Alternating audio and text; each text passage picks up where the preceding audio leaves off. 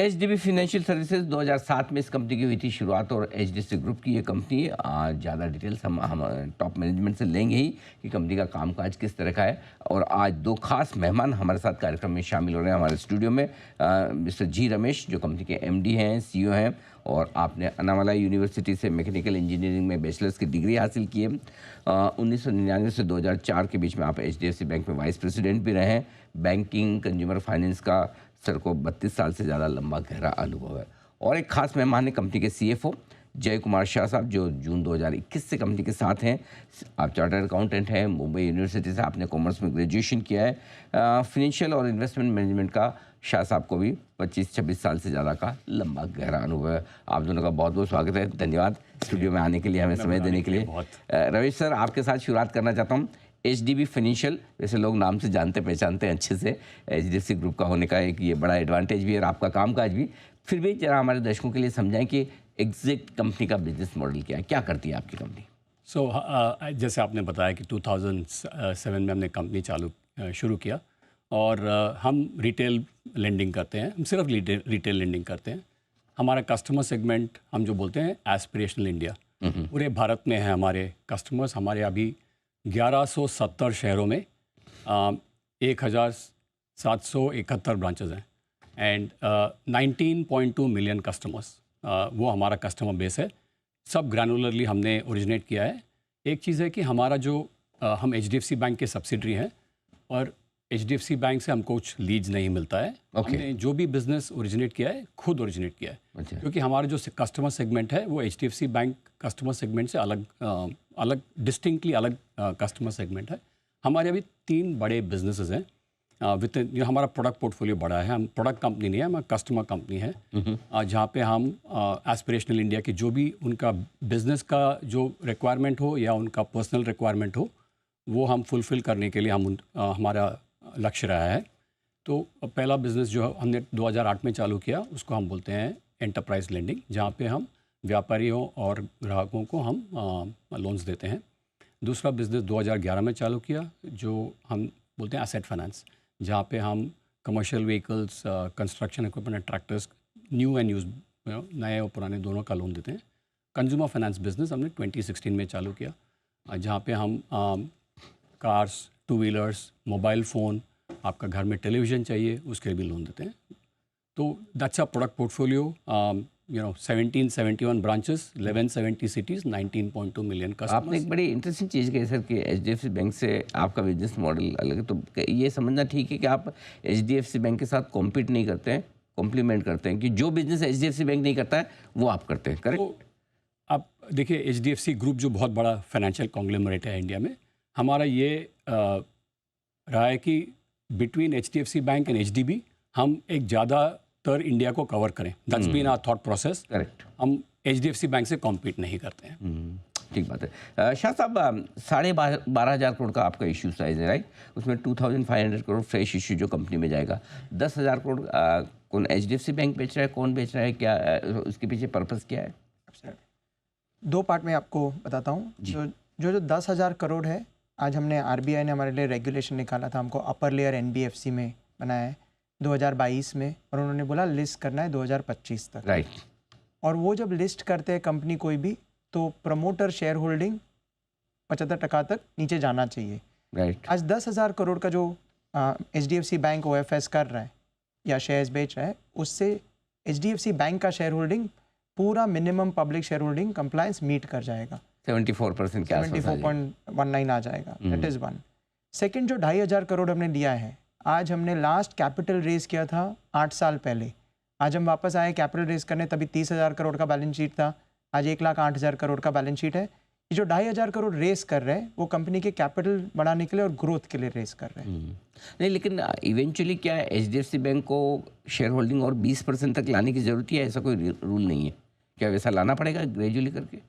एक draft circular आया था जी, हाँ। उसके ऊपर कमेंट्स भी काफ़ी दिए गए हैं, और आरबीआई ने भी अपने एनुअल रिपोर्ट में कंफर्म किया है कि वो कमेंट्स देख के बाद में आगे बढ़ेंगे, डिसाइड करेंगे। डिसाइड करेंगे। अभी तक कुछ फाइनल नहीं अभी हुआ। तक ऐसा कुछ बिल्कुल ठीक बात है।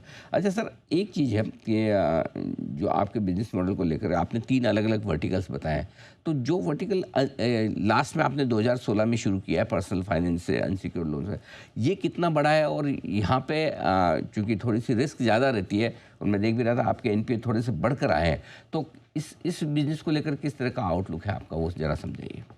देखिए, एंटरप्राइज लेंडिंग जो बिज़नेस है जो हमने 2008 में चालू किया, उसका अबाउट 40% हमारा 40% हमारा AUM में हमारा मिक्स है। हमारा AUM अबाउट 1,07,000 करोड़ है।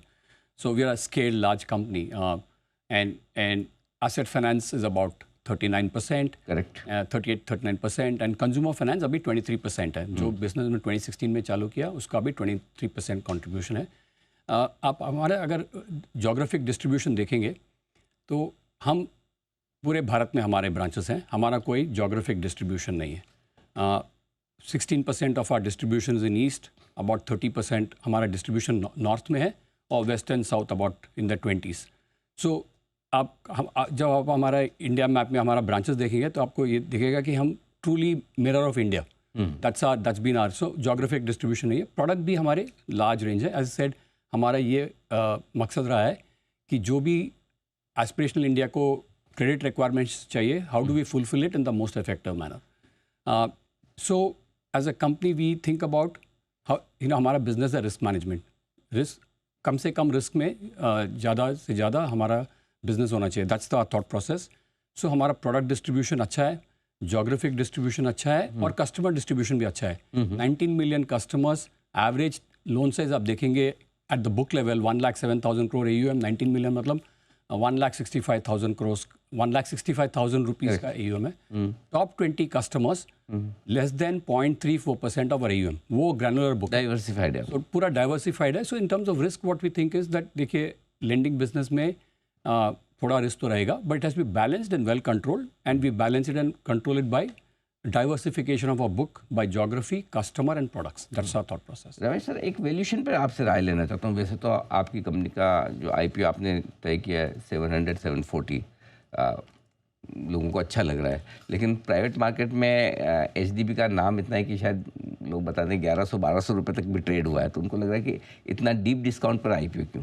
देखिए, ये हमारी IPO पहली बार हम लिस्टिंग कर रहे हैं कंपनी की, एंड आपको पता है कि जो वैल्यूएशन जो IPO में लेके आते हैं उसका एक लंबा प्रोसेस होता है। हम इंस्टीट्यूशनल इन्वेस्टर से मिलते हैं, और institutional investors, domestic institutional investors, और हम उनकी राय लेते हैं। हमारे book running lead managers opinion देते हैं, हम बिजनेस मॉडल का प्रेजेंट करते हैं, and it's been arrived at, बहुत साइंटिफिक प्रोसेस है in terms of arriving at listing, and we believe that it's value that we are bringing to the table through our work over the last 17 years. That's how we think about it. Shah साहब, आपके business ये है कि आप बोरो करते हैं, आप land करते हैं, राइट? सो इस बात पे लैंडिंग में तो आपकी स्ट्रेंथ है ही है, नेचुरली स्ट्रॉन्ग ब्रांड है, लेकिन बोरोइंग में आप कितनी बोरोइंग अपनी फ्लोटिंग रेट पर करते हैं, कितनी फिक्स रेट पर, और ये जो रेट इंटरेस्ट रेट्स कम हो रही हैं उसका कितना फ़ायदा मिलेगा, ये ज़रा समझाइए। सो 2 कंपोनेंट है। हमारा जो बुक है पूरा 1,08,000 करोड़ का, उसमें से अराउंड 23,000 करोड़ का हमारा लैब का पोर्टफोलियो है। वो खाली लैब का पोर्टफोलियो हमारा फ्लोटिंग रेट पे है। ओके। और हम क्या करते हैं, अगर वो 23,000 है तो 25-26,000 का बोरोइंग भी हम फ्लोटिंग करते हैं, मैच करने के लिए। मैच करने के लिए। और हमने हमेशा आज से 10-15 साल से हमेशा वही कंसेप्ट रहा है कि हम फोकस करते हैं लेंडिंग पे, इंटरेस्ट रेट पे खेलते नहीं है। लेंडिंग कंपनी है तो लेंडिंग कंपनी का तो एक इम्पॉर्टेंट है।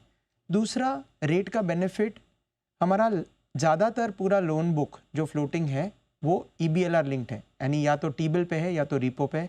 तो जैसे ही वो रेट घटता है वो फ़ायदा होता है। जब कस्टमर को जाता है तो कंपोजिट रेट जाता है, जैसे आज SBI का MCLR हुआ, राइट? उसी बेसिस पे हम कस्टमर को देते हैं, यानी जैसे ही कंट्री में आज MCLR मूव होगा, राइट, वो हमारा भी रेट बराबर कस्टमर को पास ऑन होगा। तो on a balance it will move in the right direction. ठीक बात है। सर, अब अभी आपका जो 28% लोन बुक अनसिक्योर्ड लोन्स का है, तो क्या फ्यूचर में यही प्रोपोर्शन से आप कंफर्टेबल हैं या फिर थोड़ा ये कम होगा? दूसरा, गोल्ड लोन को लेकर भी क्या आपने स्टार्ट किया है बिजनेस, क्योंकि अभी आजकल NBFCs में ये भी बड़ा पॉपुलर हो रहा है, तो क्या एक ये नया वर्टिकल भी है कंपनी के पास? हमारा प्रोडक्ट रेंज अच्छा है और हम हमारे ग्राहकों को गोल्ड लोन्स भी ऑफर करते हैं okay out of some of our branches जहाँ पे हमारे पास पूरी फैसिलिटी है गोल्ड लोन सेफ्टी के लिए और उनका जो प्रोसीजर है वैल्यूएशन का वहाँ पे हम ऑफ़र करते हैं।